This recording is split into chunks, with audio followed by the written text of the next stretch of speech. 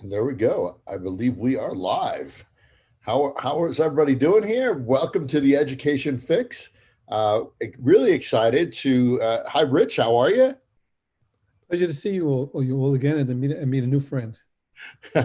So yes, the beauty of LinkedIn, reaching out and talking to people with common interests. We have Doug Thompson here. Doug, how are you? I am well, thanks, Al. Thanks, Richard. Good to meet you too. Thank you. And Doug, you have your own podcast that you do pretty regularly, right? Yeah, Tech Story podcast. I do that once every week. Sometimes interviews, sometimes it's me just ranting about technology. I get good storytellers. It's all about telling that technical story, which obviously you gentlemen are quite adept at.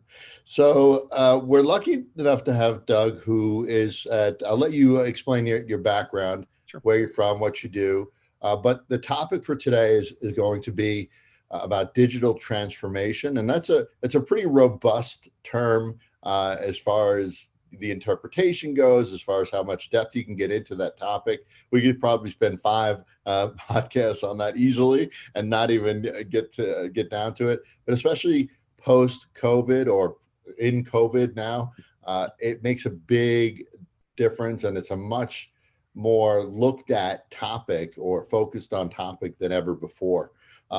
So, Doug, you want to just quickly talk about your background, then we'll get into the conversation about the digital transformation. And Rich, I'm sure will add about culture and that shift that needs to happen, among other things, with digital transformation. But real quick, your background, Doug. Sure. I'm currently a technology strategist at Microsoft on the education team, and technology strategist is a fancy term for sales nerd. So I'm the technical half of the account team brain. I need to know how all of our product suite here at Microsoft works, sort of end to end, how they fit together. But more importantly, how they solve educational problems, how they solve business problems, and sort of marry those two discussions. That's the storytelling. Because if I'm talking to a curriculum director, it's going to be a different dialogue than if I'm talking to an IT director. So it's how do I use that language? How do I tell that story and do something where they can understand that? And it's a critical piece. We spoke offline, and I've worked pretty extensively with Microsoft Education. But a lot of these larger outfits, the Microsoft, the Google, the bigger names that really work with education and provide technology and tech solutions for education, it's a huge piece of it. The role that you play is a big piece of it. To bridge that gap between what they're creating and what is actually useful in the classroom, right, Doug? And that's I'm sure something you have to deal with probably everything you do, right? Yeah, it does, and I've got a broad team. So I got part of my virtual team members they're like classroom specialists, so they really understand the vernacular of the curriculum in the classroom and the dynamic. So sometimes I herd cats. Sometimes I get them to go in and sort of have these other conversations. Other times when I'm talking a little bit higher level strategy, I'm here sort of connect the dots and then pull the right people in to complete the picture for me. Excellent, excellent. Rich, just did give you a chance to chime in there. You want to start us off on this conversation or continue this conversation? Yeah, well, I was thinking, it's funny, I was writing this morning for some things I'm developing, and something just popped into my head, and I said, well, a saying that Al and I have often, Doug, is that energy follows direction. And that sounds pretty cute. But then I said to myself, that's not enough. I said to myself, well, energy follows direction, but more nearly energy, insofar as transformation, to go back to that word you used, is about changing, coming up with a new way to realize. So what you're doing is enabling your clients to find new ways to realize how they can transform. Does that make sense? No, it does. And a lot of time, where I see some people get challenged is they start with the technology. I want to do X, Y, I want this technology without sort of a reason of, okay, why? Right. And starting, as we look at personal development, you always, Simon Sinek, what's your why? So what's the end game here? So I like to flip that on its head. And when we're talking, we have these envisioning sessions, and it's like, okay, in a perfect world, okay, there are no boundaries, there's no regulations, there's no rules, there's no anything, no budget. What would that look like? Right? What does that look like? What does that enable you to do? And I think that gives you that guidance. Here's, like you were talking about, here's where we want to go. Here's what we want to do. Then as we sort of roll back. It is a real world. There are federal regulations, state regulations. There are some other things on there. We sort of add those back a layer at a time, but I make them justify why are we doing this? Because it's about shifting organizational mindset too. Because we're humans, we like to be comfortable, and we've always done it that way. Seems to be a comfortable excuse. That's what we do. The people that put that in place are long since gone. Nobody knows what it is. And so we have to do that, and then we sort of layer it on, go all the way through. And budget is the last thing that we do. And the reason I have budget last is transformation is not instantaneous. It's going to take months, if not years, to get where you want to get to that nirvana that you've thought about. And when we put budget in, we say, okay, what is the one step with the budget that we have that can put us on that path to where we want to go? So we're starting right. So that way enables you to sort of, okay, here's the budget for this next year. We got budget and we know what step 2 is. And the beautiful thing about that, with the speed of the technology advancements, things that are coming on, is that nirvana can change a little bit and shift a little bit, but that gives us the flexibility to go and sort of make those course corrections to still head towards where we want to go. So Doug, first I have to comment, you're using your hands a lot. You have to have some Italian in there somewhere. I don't know. I've got a bunch. I'm sort of a mutt from that, but I lived in Louisiana for a long time with the Cajuns, and if you tied my hands, I wouldn't be able to talk. Well, we're the same way, so you're good with us. So I want to press you a little bit on one of those statements that you made, or probe a little bit, because I've always, and I think Rich, we've said this too, education, changing education is, I had an old teacher that used to use the term, you're slower than molasses going up a hill in February. Right? With a headwind. And a lot of times education and transforming and digital transformation seems to follow the same path, but maybe a little bit more exponentially it happens. Quicker it happens, but for the most part, it's slow. Now, here we have this mindset, we have this thought process that it's going to take years and years and years. Then COVID hits, right?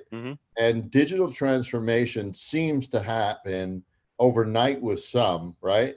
And within a couple of weeks for others.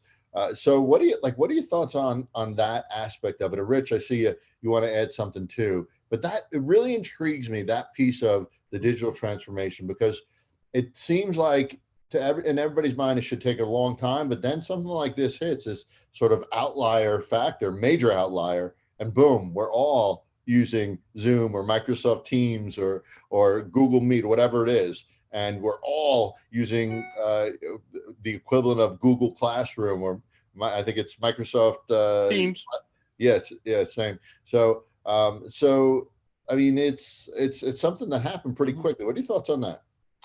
So I'm glad you asked that, because for me, that goes to prove that a lot of the molasses effect, if you will, we'll just go back, was just simply human nature not wanting to change. When we were forced to change, I watched these people that were in technology, and I'll jump through so many hoops to get stuff done. I mean, it was just awesome to watch that happen, because they had to. There was no comfort level of, oh, we'll get to this, we're going to move at this pace. That's a comfort level. Humans hate change. I mean, it's a natural thing for us. We like that nice warm feeling of the warm bed, things that we know. But when they were forced to, it does it. So now what I use that as, when we go back, well, it's going to take us, really think back just 3 months ago. You said that was 4 years. We did it in a period of a month. Exactly. Right. So now there is sort of a downside to that. There's some unintended consequences of now which we have to work back, both from us as a product perspective, from security and features and stuff on that, but also in the classroom, how do you do things and all that. So there is some, it's like you jump, I'm a Harry Potter fan, so you've apparated to this one place and realize, okay, I need to back up a little bit, because now there's some challenges I need to sort of work through before I take that next step. Right. Excellent. And I love, you can't say you can't anymore, because you did it. Your capacity for change is there. And it was more the willingness, like you said, that warm blanket they want on them, but you have to whip it off and, step on the cold floor for change. Rich? Tortured metaphor. One of my tortured metaphors, a grain of sand in an oyster shell. forms an ulcer. And then later on, it turns into a pearl. And so a lot of grains of sand got blown into lots of oyster shells with this crisis that we're in. And folks, we're either going to change or not to survive in a metaphorical way, to go with that.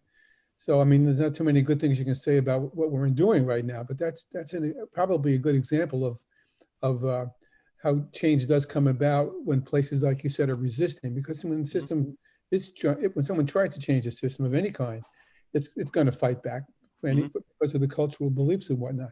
So when you go into a district or somewhat to clients, tell me about the clients who are more amenable to what you're trying to have them consider. What is it about them as compared to the folks who resist? Well, I think a lot of it starts at the top. I mean, there's no hard and fast answer for that, unfortunately, because they're all unique, and everybody's a unicorn with this, because they have their own pressures and stuff. But if you have a superintendent that's got a really visionary with where they want to go and do things, that helps. But he's got to fight. Usually, he or she has a challenge with the school board to go do. So that helps create some pull through. I find that if you create the pull through, it's a lot easier than trying to push things through, like from the IT. Or typically, a lot of decisions were made from the IT perspective, because that's back in the day when you had the castle, that's where technology was. You controlled it. You had sort of the four walls. You had more users than you did devices, and you could sort of manage it that way. And so there was depending on the infrastructure and the organization is put in place at that time, that sometimes can be a sticking point. So trying to find advocates that want to create that demand this is like marketing. So create that demand generation for change. And then my job is to help from the technical standpoint, help them show how that's possible. How can we enable that? What's the easier way to get that stuff done? In order to create the critical mass. Mm-hmm. It's a lot easier to pull a string than it is to push it. I was just going to say, Doug, I love the. I'm stealing that one. Yeah, I wrote it down too, Rich. Yeah. And it's the truth. Like with any initiative in education, if it's not supported from the top and high levels and not empowered, right? You need to empower change. If it's not empowered at that very top level, sometimes the grassroots will get it to that top level, but it's tough to do without that piece. Rich. And I've seen the grassroots people hesitant because they didn't feel like they had the support to do that, and that's one of those career limiting moves that nobody really wants to make. Yeah, Rich. Yeah, but to pull that critical mass together requires not only an inspirational leader, but the folks who pull the string with the superintendent, whomever, need to have the capacity to do that in the first place. That was a word you used before, Al. And so it's one thing to have, the charismatic leaders say, follow me, I'll divide the Red Sea with you. But at the other side of the coin, they need people who know how to work with that person to be able to jump into that stream with them. Wow, I'm really mixing the metaphors like crazy this morning. We got molasses, we got string, push, pull, we got everything here, right? It's very much a team effort, though. You're correctly, because you could have the best quarterback on the planet, but if you don't have a line to support him and stuff on that, we have examples of that every week in the NFL. So, like when you put together, and I'm not familiar with Team, Microsoft Team. I think I use it once. I can change that. Let's talk afterwards. I'll fix that for you. I'd love to see it. If we can think about what went into the thinking to create Team from your folks at Microsoft, they had to consider lots of thematic and theoretical points of view to make it successful. Well, to add a layer to the challenge of that, so Teams is what we use actually in enterprise as well. So that would be an enterprise application, and then we layered some education-specific things on top of it, from the collaboration perspective, from the ability to do assignments, from the ability to put a little bit more restrictions and stuff on it. We actually have a team in the developer. We have a whole organization with education focus in mind. We put when Satya Nadella said education is a big focus of ours. So we're putting some really great team members and making that investment to make this, again, taking feedback from the classroom, from the customer, and here's the things that we need, and then we can incorporate that into the product. So it's been a great experience, and getting that direct feedback, working very closely with the customers. Because if you give the customers what they want, there's a lot of love and stuff that goes along with that. So that's really what it's again, creating demand. In this case, the demand generation is coming from the schools. Hey, we need these features, and then we're fulfilling those the best we can. And it's been interesting, Doug, because I was on that path of working really closely with both Microsoft and Google for a long time. And, Google became the king, and Microsoft was like, wait, what's going on here? We were the king. But you've seen that feedback loop really take hold, because in the past few years, Microsoft, and I think it's a lot with Satya too, where they're listening and improving. And that's a huge piece of this digital transformation for big corporations to stay in the mix. That feedback loop is really, really key. I have a question. We've had this digital transformation happen really quickly. And we've talked about this, Rich, in the past, where sometimes we have just traditional teaching in a digital space, right? Sometimes it's really, truly innovative stuff that's going on. But my question for you, as we sort of wrap this up today, and Doug, we'd love to have you on again too. Sure. Really great conversation. Is how do we make sure that this digital transformation that has happened because of COVID sticks, and they don't revert back to under the warm blanket or that cozy feeling that you're talking about? Like, how do we? And by the way, we got a sports analogy in there too. That was very smooth, Doug. Before you got that. So I pull them from all sectors. So how do we make it? I heard that football is kind of a thing in Texas too, right? A little thing, maybe on Friday nights. You may have heard that. Yeah. So, but how do we make it stick? How do we continue? Because transformation is not. You can think of it as this epiphany and this moment. Hey, I'm there, but it's not. It's this thing that just keeps on happening and happening, right? So how do we make it stick? How do we sustain it? Yeah, that's always been a fear of mine. How do we revert back to the mean, right? Do we go back to what's comfortable and all that? And as time passes, I think that's less likely, because this is new normal or whatever it is. They're getting comfortable with where they are. They're getting comfortable. Now, will they make that seismic shift in the future? Unless we have something else, which I can't imagine. Be careful what you wish for, but I can't imagine something else being more transformational or disruptive than this. I think they will be there. And then the part is to sort of maybe remind them of, what does going back cost to this? What is the cost? What are you going to lose? And now you've created this expectations with the teacher, or somebody that I need to be able to learn from anywhere. I need to be able to learn on any device. I need to be able to do these other things, not just in person. You go back to the old way, that's not easy. You can't do that. And so now you're pulling something away from somebody. You want to really make irritated customers take something away from them. We learned that with the start button, by the way, on Windows 8. So we learned that lesson the hard way. Some of that's something that the students need this too. Yeah. This is not something like the connection. This is the connective tissue to what drives students to technology, right? And if we revert back, that's a loss too. And I think this gives us it's not an either or, it's an and. So some students, like your son was saying, is thriving in this environment, which I've talked to others that have. And you talk to some others that don't. So maybe we get that mix where this is truly sort of that personalized learning, in that, hey, if you're better in a remote and you can focus and you can do these things, here's how you do that, and then, of course, I think you need to introduce some cultural type thing in person, so we don't lose that humanity piece of that. But you can have the shift where this, he's primarily working remotely, then he goes in, and this other one here, maybe my granddaughter does better with a crowd. It needs that sort of one-on-one, but she can also do things remotely if she needs to. So I think it's the and, as opposed to the either or, is the way that we have to make this stick. Rich, you had something to say as well? I would add to the ends and say one of it's not even technological at all, and that is, especially when you get educators in one room, everyone's got a master's degree plus a master's degree plus, and everyone thinks that, they're the guy's expert to everything, when in fact they have to listen to other folks with master's degrees as well. So you get you start choking on the I thinks. I think this, I think that, and no one's listening to each other, and so little gets done in a lot of those those meetings with or without technology. So I think, and this goes back to some research I've done, and I've worked this through in some of the consults we've been doing.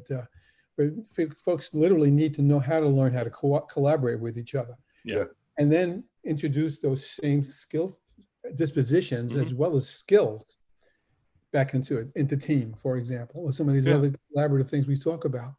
Otherwise, you get just overrun with, you've got a penny for every I think that must go around the world in a day. We wouldn't have to be on this podcast right now. No, and you're exactly right. And if you say, once the students, who should be sort of our customer in this end case, they graduate on to go to the workforce, you got to learn to collaborate. I mean, it's not, it's, that's the way we do things as a team. We have to enable it. And when you get out of the I think, it says, what can we do? It's yes, and what can we do? Because everybody, if you take in more ideas, you come up with a better solution. Thus, we use user voice to add features. That's not some engineer thinking, hey, I like this. This is cool. We need to do this. That's of the past. Hey, there's some customer demand for this. This is pretty cool. What else could we do with this? That's the question. And I think if you get that way, like you said, collaboration and all that, that's how you truly get there. So well said, Doug. Yeah. And I think that I was going to mention it as well, Rich. The collaboration, the power of technology is that it can expand collaboration and communication. Yes, we still need the face-to-face. We still need those environments, but you could have face-to-face and you're leveraging Microsoft Teams to connect with a classroom around the world. So there's such value in the power that has. If you look at even something professional with LinkedIn, we would have never gotten connected if we didn't leverage technology to connect. So these are the things that I hope that people don't forget and realize that the digital transformation is a continuum, right? It's really a digital transformation. There's no goal line. That's exactly right. Exactly right. So, Doug, listen, I really appreciate you coming on. We like to keep it short and sweet, so everybody has time to view the episode. But we'd love for you to come back on. Really great conversation. Okay. And happy to visit with you if you'd like as well in one of your podcasts and return. Excellent. That'd be great. I appreciate it. Thanks, everybody. Nice meeting you, Richard. Nice meeting you, Al. Thanks a lot. Nice to meet you. Take care.